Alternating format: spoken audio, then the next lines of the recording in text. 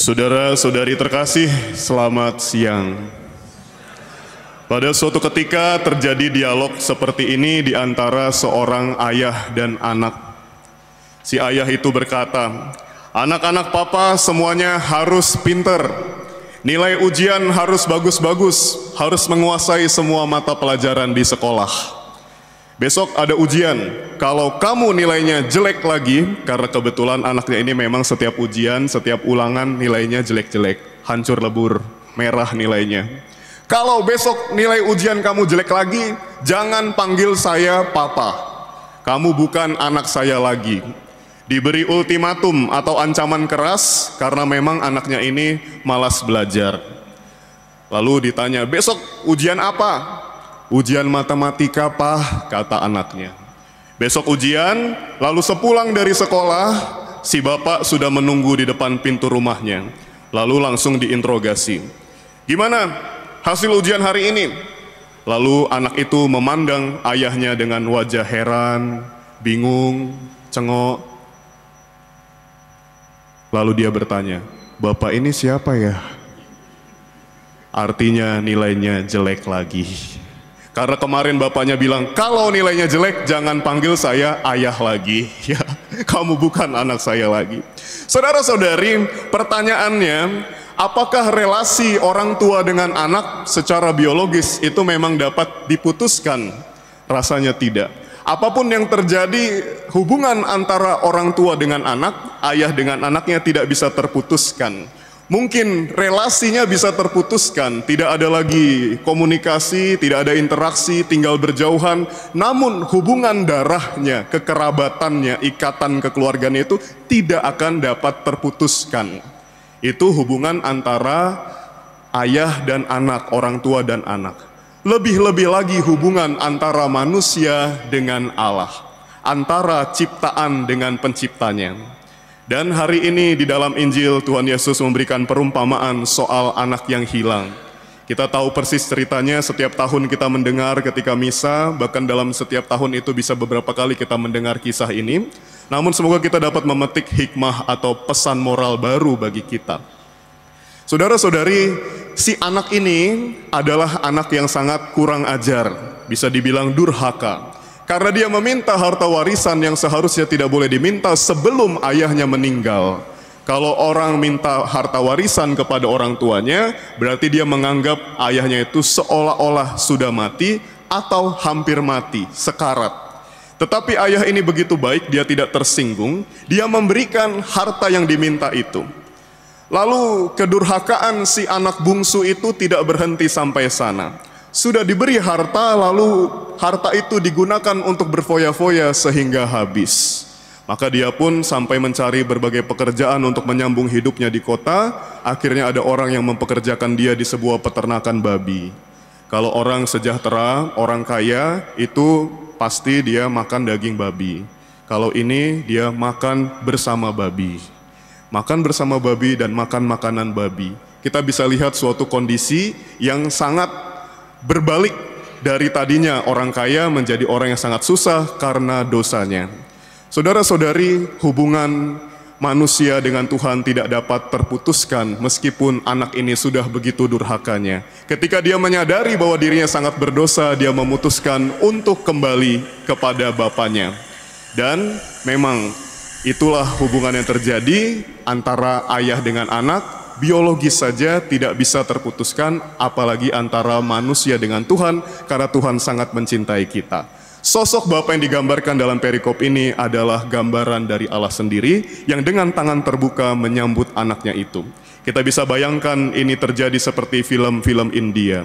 Dari kejauhan sang ayah sudah melihat anaknya lalu berlari untuk mendekap anaknya. Begitu pula sang anak yang merasakan penuh penyesalan berlari untuk mendekati ayahnya. Bisa dibayangkan adegannya, sang ayah berlari, "Anakku, teng teng teng teng teng teng teng. Ayah!" Lalu mereka pun berpelukan.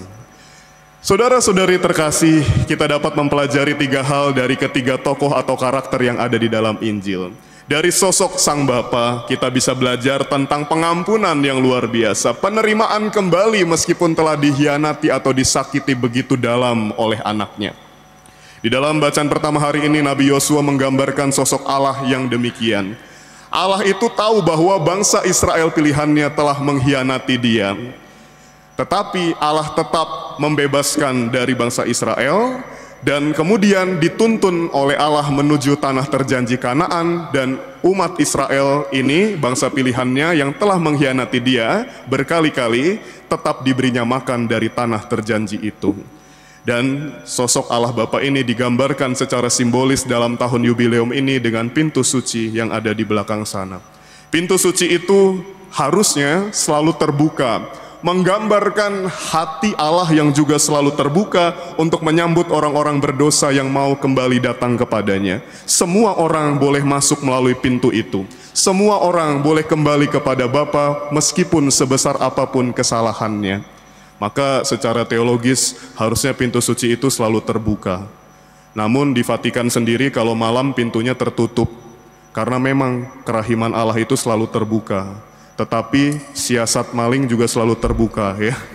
Otaknya selalu terbuka. Kalau malam-malam dibiarkan tidak ada yang menjaga, bisa berbahaya. Maka kita tutup juga pada malam hari.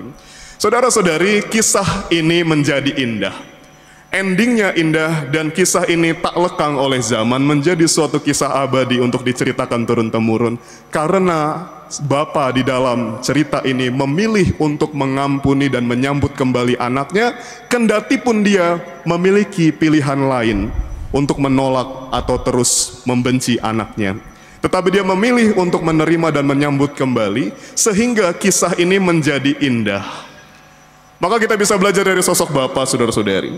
Jika kita ingin hidup ini menjadi indah, untuk dituturkan turun-temurun, jika kita ingin hidup kita ini berkesan, tercatat dalam sejarah sebagai orang baik, mari kita memiliki sifat pengampun, penyayang seperti Allah Bapa yang ditampilkan dalam sosok Bapa yang baik dalam Injil hari ini. Saudara-saudari terkasih, kita juga dapat belajar bahwa kerahiman itu tidak mengenal batas, tidak mengenal golongan, tidak memandang kepada siapa, bukan hanya kepada anak kita saja. Suatu saat kalau ada orang lain yang bersalah kepada kita dan bukan anggota keluarga kita pun, seharusnya kita bisa bersikap seperti ini. Dan inilah persis yang kita rayakan hari ini. Hari Minggu Prapaskah keempat disebut sebagai Minggu Sukacita, karena Paskah sudah mendekat dan karena bacaannya berbicara soal Allah yang maha baik itu. Maka hari ini kami para Romo menjadi Pinky Boy. Menggunakan kasula warna pink, ini adalah lambang cinta kasih. Kita belajar pada hari ini dari bacaan Injil tentang sosok Allah yang adalah Bapa yang maha baik. Kita bersyukur karena memiliki Allah di dalam iman Katolik sebagai Allah Bapa. Allah yang begitu dekat, Immanuel. Dekat itu bukan hanya soal jarak atau distansi, tetapi juga masalah kedekatan relasi emosional. Kita menyapa Dia sebagai Bapa kita. Bapa yang selalu siap untuk mendengarkan, mengampuni kita ketika kita bersalah dan menyambut kita kembali, serta melindungi atau menopang seluruh hidup kita. Jadilah seperti Allah Bapa ini, karena kita adalah umat-Nya, terutama bagi para bapak-bapak. Yang kedua, saudara-saudari, kita bisa belajar dari sosok anak bungsu yang mengkhianati ayahnya. Walaupun dia berdosa, tapi kita bisa memetik hikmah dari kehidupannya. Kita bisa belajar dari dia bahwa tidak ada kata terlambat untuk bertobat. Meskipun penyesalan yang mendasari pertobatan itu selalu datang di akhir, tetapi untuk bertobat itu tidak ada kata terlambat. Kapanpun kita bisa bertobat. Kenapa? Karena memang penyesalan itu harus datang di akhir. Orang bilang kalau di awal namanya pendaftaran, bukan penyesalan. Penyesalan memang selalu di akhir. It's okay. Yang penting jangan sampai sudah terlanjur mati baru menyesal. Selama masih hidup, mari kita menyesali dosa-dosa kita, lalu berani mengakuinya dan dengan rendah hati mau U-turn, ya, berbalik kepada Tuhan. Saudara-saudari, kisah anak yang hilang hari ini selaras dengan kisah lain tentang yang hilang-hilang. Dalam kisah domba yang hilang, dirham yang hilang, ada keaktifan dari Allah. Dalam kisah domba yang hilang misalnya sang gembala yang adalah Allah, itu secara proaktif mencari satu ekor dombanya yang hilang. Tetapi di dalam kisah perumpamaan hari ini, anak yang hilang, anak itulah yang proaktif untuk kembali kepada Allah Bapa, kepada Bapanya yang ada di rumah sana. Maka kita bisa belajar dari sosok anak bungsu ini. Ketika kita berdosa, mari kita segera menyadarinya dan mari kita sendiri berinisiatif untuk kembali kepada Tuhan. Jangan menunggu Tuhan mencari kita, tapi mari kita bersegera kembali kepada Dia sebelum dicari, sebelum dipanggil oleh Tuhan. Karena kadang panggilan itu berarti kita sudah terlanjur mati. Dan ini juga yang ditekankan di dalam bacaan kedua, dalam bacaan kepada Rasul Paulus kepada jemaat di Korintus. Paulus mengatakan bahwa kita telah diperdamaikan oleh Allah. Dunia diperdamaikan oleh Allah melalui Yesus Kristus. Dan di dalam Kristus segala dosa kita tidak diperhitungkan lagi.